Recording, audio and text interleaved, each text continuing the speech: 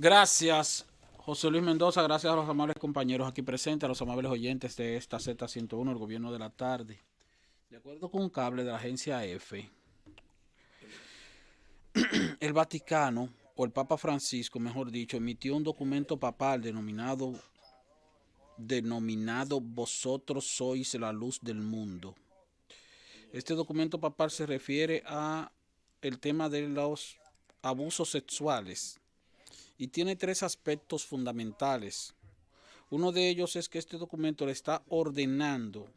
a los obispos de todo el mundo católico que no oculten las denuncias de abusos sexuales que reciban y que al mismo tiempo se constituyan en denunciantes de los abusos sexuales en que pudieran incurrir miembros de la iglesia, miembros autoridades de la iglesia, entiéndase sacerdotes y de otras posiciones, y entiendo que tal vez de los propios obispos. Un segundo aspecto que establece, de acuerdo con el cable internacional, este documento papal, es el de que ordena a los obispos de todo el mundo o a los arzobispados de todo el mundo católico a que establezcan o dispongan o que sean creados los canales adecuados para que la ciudadanía tenga la posibilidad de denunciar actos de abuso sexual en que pudieran estar incurriendo sacerdotes u otras autoridades de la Iglesia Católica. Es decir, que existan canales mediante los cuales la gente pueda ir discretamente, mire, yo estoy denunciando tal o cual situación que se está dando con tal o cual sacerdote en tal o cual parroquia, en tal o cual dependencia de la iglesia. Y un tercer aspecto que establece este documento papal es el que se refiere a que la iglesia ahora también va a disponer de asistencia para las víctimas de abuso sexual procedente de la propia iglesia y para los familiares de las víctimas. Entonces se trata de una decisión interesante porque esta es una respuesta del Vaticano, del Papa Francisco, a una situación que ha causado muchos estragos en la comunidad católica de todo el mundo, de la cual tampoco está exenta la República Dominicana, donde existe una alta proporción de la población que está en el catolicismo. De acuerdo con los últimos levantamientos estadísticos que datan de hace 4 o 5 años, en la República Dominicana alrededor de o cerca del 90% de los dominicanos fueron bautizados o han sido bautizados en la Iglesia Católica. Y entonces se contabiliza la cantidad de católicos con base en el hecho de que si fueron o no fueron bautizados. Así lo contabiliza la Iglesia Católica porque lo que hace es registrar la cantidad de actas de bautizo que tenga cada arzobispado en cada país. Sin embargo, eso no quiere decir que en la medida en que crece ese niño que fue bautizado, no haya cambiado de religión. Por lo tanto, la población católica en la República Dominicana debe ser menor a lo que tenemos como cantidad de dominicanos bautizados bajo la fe de la Iglesia Católica. Pero qué bueno que ocurra esto, aunque también está la advertencia, así dice el cable internacional, de que no hay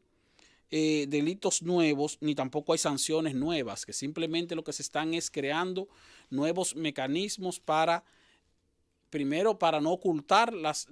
situaciones de abuso sexual en la Iglesia Católica y segundo, para que la ciudadanía tenga la posibilidad de denunciar en los casos que fuere necesario. Ahora, uno se pregunta, ¿quién va a denunciar a los obispos que pudieran estar incurriendo en actos de abusos sexuales? Y no estoy diciendo que ese sea el caso en la República Dominicana, donde contamos con 22 obispos entre obispos activos con diócesis asignadas, arzobispos, obispos auxiliares y obispos eméritos. Pero no hace mucho incluso recordamos la situación que se dio con el padre Rogelio, donde tuvo dificultades y hasta lo expulsaron de la congregación a la cual pertenece en su condición de sacerdote, y le preguntaron sobre un obispo muy conocido del país que ha sido, que, que llegó a criticar su comportamiento, y entonces él respondió haciendo alusiones o haciendo, vamos a decir, en términos indirectos, emitiendo mensajes que harían pensar a uno de que ese obispo pudiera estar involucrado en algún tipo de ocultamiento de situaciones de esa naturaleza. No estoy diciendo que ese sea el caso, pero sin embargo el padre Rogelio lo mencionó así. Puede ser que sea cierto, puede ser que no sea cierto, pero uno se pregunta, ¿quién denuncia? Los obispos y las diócesis tendrán que crear mecanismos o canales para que la gente pueda ir a denunciar, pero esa gente no va a ir a denunciar o no podría ir a denunciar situaciones en que tal vez, eventualmente, obispos, no digo que sea de la República Dominicana, estuvieran incurriendo en el ocultamiento o en la práctica de abuso sexual. Entonces, esa es una situación que también queda pendiente, pero qué bueno que la Iglesia Católica, a través de su máxima autoridad, en este caso el Papa Francisco, esté tocando, cumpliendo con una de sus promesas de tocar ese tema y de tratar ese tema de frente, porque esa ha sido una de las principales debilidades que ha afectado la imagen de la Iglesia Católica durante muchos años, más en otros países que en la República Dominicana, pero aquí conocemos también de muchas situaciones que se han dado en ese sentido. Finalmente, y cambiando de tema, quiero hacer referencia brevemente a lo que pasó hoy, bueno, en el Comité Nacional de Salarios, que tuvo una nueva reunión, y en esa reunión pues no se llegó a ningún tipo de entendimiento, de acuerdo, porque los representantes del sector patronal, es decir, del empresariado, están reclamando que antes de que se revise los salarios mínimos de los trabajadores del sector privado no sectorizado, pues que se haga o que se cumpla con la ley que establece una clasificación de las empresas como pequeñas, medianas y grandes, toda vez que la clasificación vigente hace tiempo que está obsoleta y que ya ha convertido a muchas empresas que son pequeñas en condición de grandes por el volumen de dinero que mueven o que tienen en activos, sin que precisamente se trate de empresas grandes. Aquí cualquier colmado de cualquier barrio puede tener activos o movimientos de ventas brutas por encima de los 4 millones de pesos, y entonces calificaría como una empresa grande y tendría que tener a sus empleados en salario mínimo, con un salario mínimo que es el actual vigente de alrededor de 15,000 pesos. Y eso sería inaplicable para una empresa muy pequeña. Sin embargo, creo que tiene razón el sector sindical, y creo que el sector empresarial va a tener que ceder en esa parte, en el sentido de que esa clasificación, tiene que hacerse después que se haga el ajuste salarial que está en discusión en la actualidad y que debería